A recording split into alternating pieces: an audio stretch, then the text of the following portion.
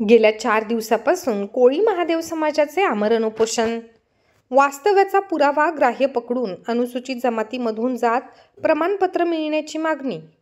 आदिवासी कोळी महादेव समाजाला अनुसूचित जमातीमधून आरक्षण मिळालेले आहे, मात्र त्यांना जात प्रमाणपत्र देण्यासाठी उपविभागीय अधिकारी कार्यालयाकडून अडवणूक होत असल्याचा आरोप करत 2003च्या शासन निर्णयानुसार वास्तव्याचा पुरावा ग्राह्य पकडून 1950 पूर्वीची अट रद्द करावी आणि जात प्रमाणपत्र देण्यात यावे या मागणीसाठी गेल्या 4 दिवसांपासून बुलढाण्याच्या बोरखेड येथे आदिवासी कोळी समाज बांधव गंगाधर तायडे यांनी उपोषण सुरू केले आहे.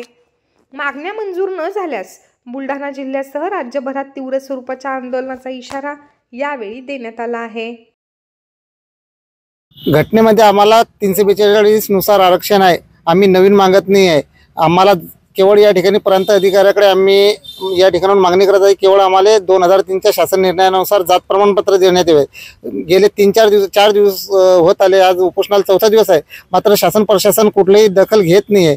एका बाजूने शासन प्रशासन म्हणते की तुम्ही आदिवासी आहे, आदिवासीचा निधी आमच्या गावामध्ये कोट्यवधी निधी खर्च होतो, मात्र आम्हाला जात प्रमाणपत्र देण्यास या सर्व अडचणी या ठिकाणी येत आहे. महसूल अधिकारी हे हेतुपुरस्सर आमचे प्रस्ताव फेटाळत आहे. आमची या ठिकाणून मागणी राहील की तुम्ही 2003च्या शासन निर्णयानुसार वास्तव्याचा पुरावा ग्राह्य धरून जात प्रमाणपत्र द्या. 1950 पूर्वीची जी अट आहे ही अट रद्द करा आणि तात्काळ आमच्या आदिवासी कोळी महादेव समाजाला बुलढाणा जिल्ह्यामध्ये जात प्रमाणपत्र देण्यात यावे. अन्यथा या ठिकाणून हे आंदोलन चिघळीन आणि याचे प्रतिसाद संपूर्ण बुलढाणा जिल्ह्यासह महाराष्ट्रात उमटतील असा इशारा मी या ठिकाणाहून आंदोलक गंगाधर तायडे इशारा देत आहे.